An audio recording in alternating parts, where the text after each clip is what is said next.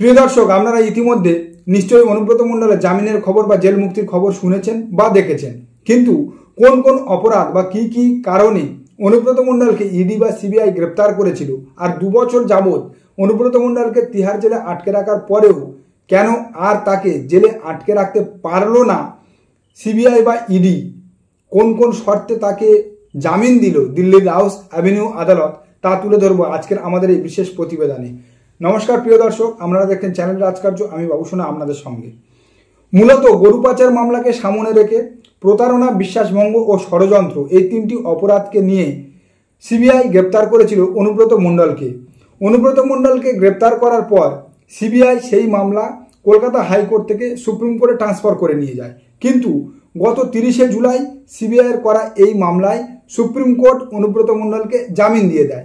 Supreme কোর্টের verdict ছিল যে অনুব্রত মণ্ডলের বিরুদ্ধে যে অভিযোগগুলো নিয়ে এসেছে সিবিআই, তার এগেনস্টে সিবিআই এখনো পর্যন্ত কোনো স্ট্রং এভিডেন্স দিতে পারেনি সুপ্রিম কোর্টের কাছে, এবং প্রায় 2 বছর অতিক্রান্ত হলেও সুপ্রিম কোর্টের কাছে কিন্তু সিবিআই চার্জশিট জমা করতে পারেনি। কেবলমাত্র প্রভাবশালী তত্ত্বকে খাড়া করে দীর্ঘদিন কোনো চার্জশিট না জমা করে তাকে জেলবন্দি করে রাখার তীব্র ভৎসনা করে সুপ্রিম কোর্ট তাকে জামিন দিয়েছিল।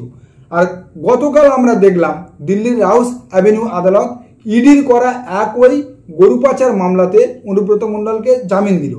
ইডি এই মামলায় মূলত আর্থিক তছরূপ বা আর্থিক দুর্নীতির কারণে অনুব্রত মণ্ডলকে গ্রেপ্তার করেছিল।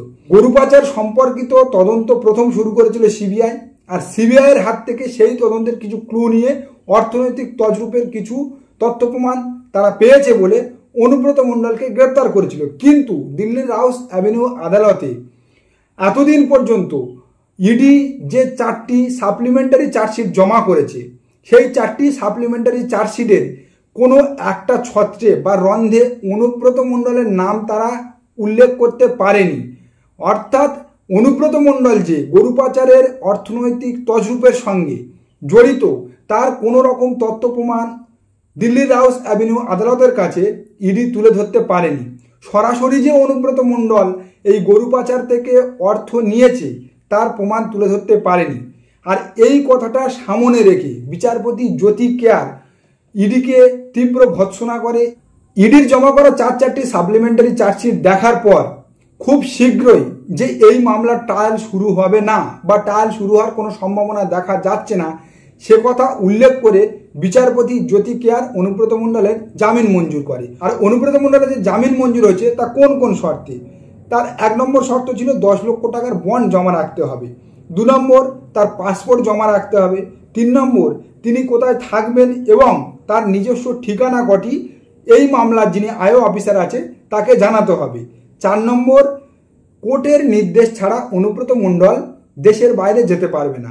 অর্থাৎ একটা সাধারণ জামিনের ক্ষেত্রে যে যে শর্তাবলীগুলো আদালত রাখে, সেই শর্তাবলীগুলো রেখেছে অনুব্রত মণ্ডলের জামিনের ক্ষেত্রে, এবং এই ক্রাইটেরিয়াগুলো ফুলফিল করলে অনুব্রত মণ্ডলের জেল মুক্তি হবে। আর অনুব্রত মণ্ডলের জামিনের ঘোষণা হওয়ার পরেও অনুব্রত মণ্ডল শনিবার কেন তিহার জেল থেকে মুক্তি পেল না, তার একটাই কারণ, বিচারপতি জ্যোতি কেয়ার শুক্রবার দিনকে কেবল মৌখিক ঘোষণা করেছিল অনুব্রত মণ্ডলের জামিনের কথা। সেটা লিখিত আকারে আসতে শনিবার দিন প্রায় দুপুর পার হয়ে যায়, এবং সেই লিখিত অর্ডার আসার পর অনুব্রত মণ্ডলের আইনজীবী সাম্য নন্দী যে বন্ড জমা করেছিল সেই বন্ড ভেরিফিকেশন হতে বেশ অনেকটা টাইম লেগে যায়। আর তিহার জেলে বিকাল 5টায় রোল কল হয়, সেই রোল কলের পর যারা যারা জামিন পায় তারা মুক্তি পায় জেল থেকে।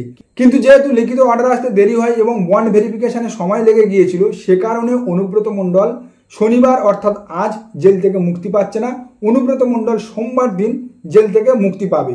অর্থাৎ সোমবার তিহার জেল থেকে বেরাচ্ছে অনুব্রত মণ্ডল। সূত্র মারফত আমরা যা জানতে পেরেছি, দিল্লিতে রয়েছে অনুব্রত মণ্ডলের কন্যা সুকন্যা মণ্ডল। একসঙ্গে সুকন্যা মণ্ডল ও অনুব্রত মণ্ডল একেবারে ফিরবে তার বীরভূমের বাড়িতে। এই মামলাতে যা দেখা গেল, সুপ্রিম কোর্টে সিবিআই অনুব্রত মণ্ডলের বিরুদ্ধে চার্জশিট জমা করতে পারেনি, ট্রায়ালের কোনো সম্ভাবনা দেখেনি বিচারপতি, এবং কেবলমাত্র প্রভাবশালী তত্ত্বকে খাড়া করে অনুব্রত মণ্ডলকে আটকে রেখেছিল।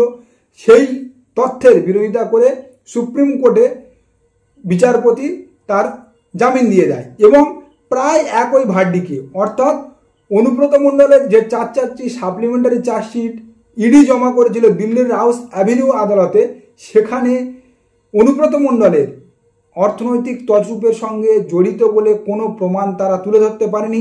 আর অনুব্রত মণ্ডল যে সরাসরি গরু পাচারের সঙ্গে জড়িত তেমন কোনো উল্লেখ তারা তাদের সাপ্লিমেন্টারি চার্জশিটে দেখাতে পারেনি, যে কারণে অনুব্রত মণ্ডলকে জামিন দিয়ে দিয়েছে রাউস অ্যাভিনিউ আদালত। সিবিআই ও ইডি দুটো মামলা থেকে অনুব্রত মণ্ডল জামিন পেয়ে গিয়েছে। আগামী দিনে অনুব্রত মণ্ডলের আইনজীবী সাম্য নন্দীর বক্তব্য, অনুব্রত মণ্ডলের বিরুদ্ধে যে চার্জশিট ইডি জমা করেছে এবং যে ভার্ডিক্ট সুপ্রিম কোর্টের বিচারপতি দিয়েছে, তাতে করে যা দেখা যাচ্ছে অনুব্রত মণ্ডল এই মামলা থেকে খুব শীঘ্রই পুরোপুরি রেহাই পেয়ে যাবে। অর্থাৎ এই মামলা থেকে, গরু পাচার মামলা থেকে অনুব্রত মণ্ডল পুরোপুরি মুক্তি পেয়ে যাবে।